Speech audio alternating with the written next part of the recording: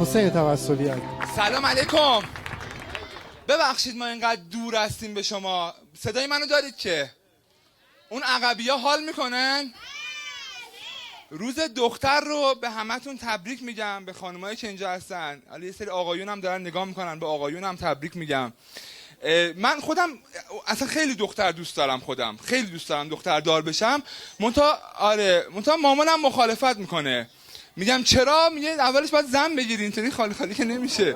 ولی به هر حال بهتون تبریک میگم، امیدوارم که روز خوبی داشته باشید و لذتشو ببرید. ما که نداریم، حداقل شما حالشو ببرید. ما پسر که روزی نیست برای پسر. من اولین باره که توی باغ اجرا میکنم. من تا حالا تو باغ اجرا نکردم راستش. اصلا کلا تو باغ استندآپ کمدی اجرا، تو باغ اصلا اجرا نمیکنن. تو باغ یه کارهای دیگه میکنن، تو باغ اجرا نیست. و خاطره خوبی هم از باغ ندارم کلا. یعنی من آخرین سری که خاطره‌ای که از باغ دارم اینه، من و یکی از دوستام 11-12 سالمون بود، بعد میرفتیم باغ روم به دیوار آلوچه بدزدیم.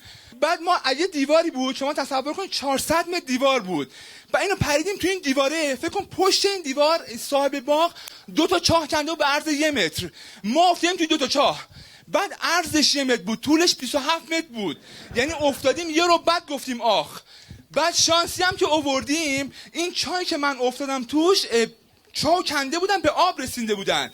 منتها چایی که دوستم افتاد توش مغنی بیلشو جا گذاشته بود، به آبم نرسید. حتی خیلی اذیت شد بنده خدا، افتاد توی. بعد منتها به خاطر همین خاطره خوبی از باغ ندارم من.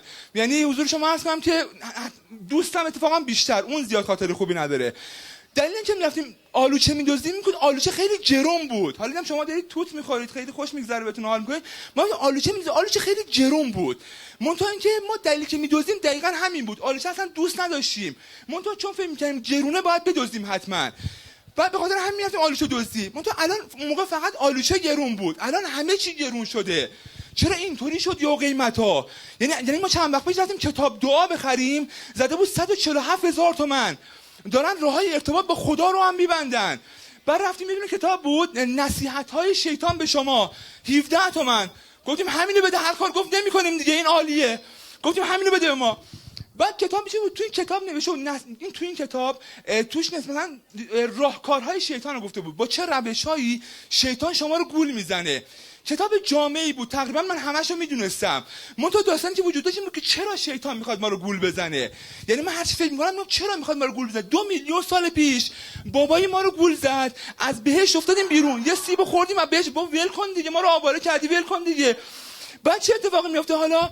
بعد حالا میگم چرا قفل کرده رو ما؟ یعنی خاورمیانه، شما برو اروپا، آمریکا، هم آب و هواش بهتره، هم امکاناتشون بیشتره، هم دست و بالشون برای گول خوردن بازتره. یعنی شما نصف زمانی که برای من بذاری یا برای مایکل جفرسون بذاری بالتو بستی، تموم کارتو کردی. بعد حالا چه اتفاقی میفته؟ الان گولم میخوای بخوری، شما پول میخواد. یعنی گول خوردنم پولی شده. یعنی یه سری یه گولی به من پیشنهاد داد، گفت این کارو بکنیم، این کار خوبه. گفتم خوبه، پولشو نداریم. گفتم پولش نیست. گفت پولش جور میشه، خدا بزرگ، توکل کن، چرا اینجوری میکنی تو؟ و این وضعیت ما پول داشتیم. ما یه آشنایی داشتیم، یه دوره تو بیپولی عجیبی افتاد. در این حد که ابزارالات اطراف این آدم هم از بیپولی این به سطوح اومده بودن، داشتن زجر میکشیدن. اینا یه پنکه داشتن از این دستی قدیمی‌ها. این پنکه رو میزدن کار میکرد. بعد میزدن کار نمیکرد، میومد پیش تعمیرکار. بعد تعمیرکار انقدر اینو باز کرده بود، از دور میدید میگه آقا نیارید پیش من اینو. من اصلا دیگه اینو بازش نمیکنم. اصلا شغلش عوض طرف خیاط شد. گفتم ول کن، این چه شغلیه؟ بعد این پنکه اینجوری بود که این پنکه انقدر قدیمی و کار کرده بود تا 5 دقیقه میذاری تو برق نمیدونست بعد چیکار کنه. بعد 5 دقیقه اینجوری میکرد، شروع میکرد چرخیدن. اصلا کار خاصی هم نمیکرد. یعنی تنها کاری که میکرد این بود باد گرم ثابت رو به باد گرم متحرک تبدیل میکرد. این برای چی اینو روشن میکنید؟ بعد این کارو نمیکرد. این پشتیش یه کارو نمیتونست کامل بکنه، این پشتیش هم میزنن که بیا چرخه براشون. و این میچرخید میرسید چپ گیر میکرد، نمیدونست بعد چیکار کنه. ما ولش کنید اینو، چرا روشنش میکنید؟ یه مدت گذشت، این سپره وسطش هم کار نمیکرد، باز اینو روشن میکردن. یعنی میرفتی خونه‌شون یه سپره ثابت بود، داشت اطرافو نگاه میکرد. ما برای چی اینو روشن میکنید؟ ما ولش کنید، گناه داره. پول باعث میشه شما بری بی پولی، اصلا کلا باعث میشه شما بری به خدمات ارزان‌تر. ما یه آشنایی داشتیم، یه آرایشگری بود تو محله ما، این چون ارزون میگیره ما هم میرفتیم پیش این، اصلا معروف بود، اسمش بود اسیدس خلا، ولی ما به خاطر همین میرفتیم چون ارزون بود ما میرفتیم پیش این. بعد اینجوری بود که کلا یه ماشین داشت، ماشینش هم کلا یه شونه داشت. بعد میرفتیم پیش این، میگفت چیکار کنم؟ گفتیم یه ذره دورش میزنیم، میخوام برم عروسی. میگفت خوبه؟ گفتیم خوبم نباشه ولی نصفشو زدی دیگه. میگفت همینو بیرون میگیرم 5 تومن. نه آقایونم چون پول نداشتن میگفتم بله تایید میکردن، مینداختشون بیرون دیگه. بعد این یه شاگردی داشت، این شاگردش میرفت موهاش یه دیگه کوتاه میکرد، بعد پیش این اومده بود یاد بگیره. بعد این شاگردش بدتر از خودش بود، مثلا چیکار میکرد؟ میبرد کله‌تو بشوره، بعد میبرد کله‌تو میکرد تو سینک، دمای آب رو کله‌ت تنظیم میکرد. گفتم سوختم. گفت 2 تومن دیگه چقدر حرف میزنی بلوب بلوب بلوب بلوب. اصلا یادم عجیب غریبی بود. بعد یه آلبوم هم داشت، اینو نشونت میداد، بهت میگفت چه مدلی دوست داری. ما هم میگفتیم چه مدلی دوست داریم، منتها مدلی که خودش دوست داشتو میزد، فقط میخواست بدونه ما تو رویاهامون چه مدلی دوست داریم. بعد که تموم میشد آلبومو نشون میداد، میگفت این مدل دوست داشتی؟ نه. میگفتم آره. میگفت به تو نمیاد. بعد اصلا یادم عجیب غریب بود. بعد حالا چه اتفاقی میفته؟ این داستان هر چقدر تخصصی تر بشه خب خطرناک‌تره دیگه. ما پیش دکتر غیر متخصص، دکتر ارزون میرفتیم. در واقع دکتر چه نبود، ارزون بود. یعنی اعصابم نداشت ولی ارزون بود، دیپلم هم نداشت ولی ارزون بود. به خاطر اینکه ارزون بود ما میرفتیم پیش این. بعد اینجوری که میرفتی پیشش مریض بودی، در مطبش وا نمیشد، بعد هول میدادی وا کنی. بعد میرفتی تو، اینقدر عصبی بود تا به محض اینکه در وا می‌کردی دهنتو وا کن. مثلا پام درد میکنه، میگه ببند دهنتو وا کن. بعد دهنمو وا می‌کردم، میگه واسه نه تو هفته پیش سرم نسیه نبردی؟ گفتم نه به خدا. میگه دفترم نگاه میکنم. گفتم نه به قرآن. میگه خیلی خوب چه تا حالا؟ گفتم والا دکتر ببین چمونه. میگه تو خیلی پررویی، بذار چیزام حالتو بگیرم. گفتم نمیخورم، هر چی بنویسی نمیخوام. میگه خوردن نیست، صبر کن. مهر میزنم، میگه یه خشاب تا کامل خوب شی. من اصلا چرا اینجوری میکنی تو؟ و این آمپولم میزد، یعنی یه کار دیگه هم که میکرد آمپول زنی بود. ما تو چیکار میکرد؟ مثلا میومد یه مطلب، تو مطلبش یه دونه تخت بود، بعد این تخته رو جویده بودن یه جورایی انگار، بعد روش پر لکه‌های خون بود، یه تیکه چرخ هم نداشت، یعنی میرفتی روش میخوابیدی خودت باید تعادل برقرار میکردی. بعد این بعد آمپول میزنه برات، بعد معطلت هم میکرد، مثلا آمپول نمیزنه، مثلا میرفتی پیشش میگفتش که برو شل کن تا من بیام. بعد ما میرفتیم یه رو 20 دقیقه میشد، میگفت شل شد نمیخوای بیای، میگفت شلتر کن. میگه تو شلتر شد نمیخوای بیای، میگفت شلتر. میگفت از کجا میدونی چقدر شله؟ بیا شاید کارت راه افتاد. بعد که میومد نمیزد، نگاه میکرد، میگفت تو معذبم میشه بزنی؟ میگفتش که خیلی شل کردی، من اینجوری نمیتونم. میگفتم ای بابا بزن دیگه، چرا اینجوری میکنی با ما؟ و این کلا یه پنبه داشت، اینو به همه میمالید. خب خیلی بو هم محله‌یامونو میداد.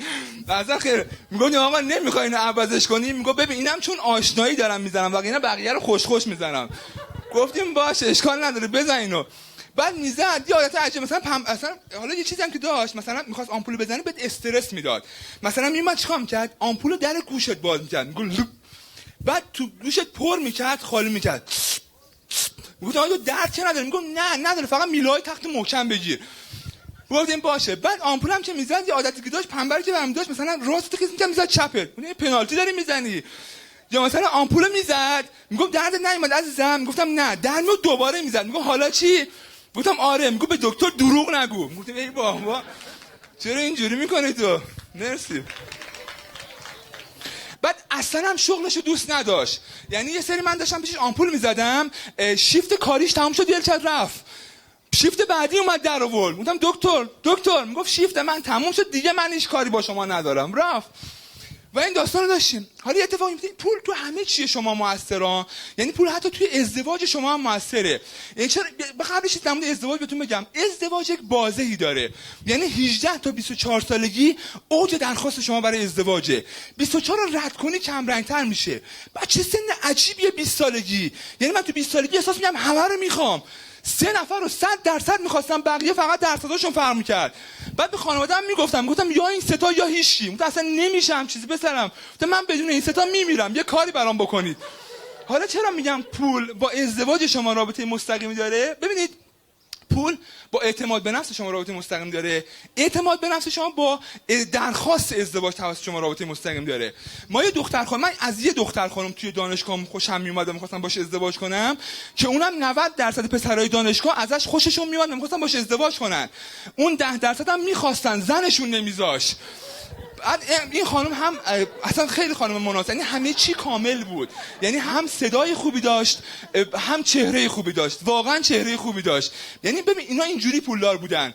ببین هر روز باباش یه ماشین جدید میفرستاد دنبال دختره. نه تنها ماشین عوض میشد، رنگ ماشین عوض میشد، رانندش هم عوض میشد که حوصله‌شون سر نره. بعد حوصله دختره سر نره. من تو همون دوره من و یکی از دوستام دوتایی میشستیم جلو تاکسی، جلو میشستیم کرایه‌مون نصف شه. بعد راننده میگه پسرم یه لحظه بلند میشی، مثلا دنده رو نمیبینم. بعد من میخواستم از این بنده خدا خواستگاری کنم، نمیشد دیگه. بعد این بنده خدا سال 91 دانشجو بود، یه انگشتر داشت 38 میلیون تومان. بودجه دانشگاه ما 30 میلیون تومان بود. بعد اینو گم کرده بود. نه تنها نگران نبود بلکه اون به ما دلداری میداد. میگم اشکال نداره چرا گریه میکنید؟ میگفتم تو نمیفهمی چی شده. میگم بابام یه دونه بهترشو برام میخره. میگفتم مگه بهتر از اینم هست؟ اصلا یه وضعیتی. بعد بابای این اومد یه مژدگانی گذاشت 3 میلیون تومان. هر کی این انگشتر رو پیدا کنه. از فرداش همه دانشجو دختر و پسر سر اون پایین بود تا ترم آخر. ببینید این پیدا میشه یا نه. خلاصه که پول خیلی تو زندگی ما موثره. آدم باید پولدار باشه که سرش بالا باشه. به افتخار خودتون. هر چقدر لذت بود از اجرای محمد حسین عزیز، اون دست و سوت و جیغ جانانه رو بزنه که نفسش بالا بیاد. سلام علیکم. سلام علیکم. خوبید؟ اینجا جشن خیریه رعده. جشن دیگه. آره تا باشه از این جشن. امروز روز دخترم هست. آره یعنی دوباره روز دخترم هست. بله. اجرای استندآپ کمدی بود. خدا رو شکر خیلی لذت بخش بود، خیلی حال داد. در کنار توانیابان عزیز بودیم و خوب بود دیگه، باحال بود، لذت بردیم. خیلی دوست داشتن. آره خدا رو شکر، خدا رو شکر. بریم توت بخوریم. خداحافظ شما.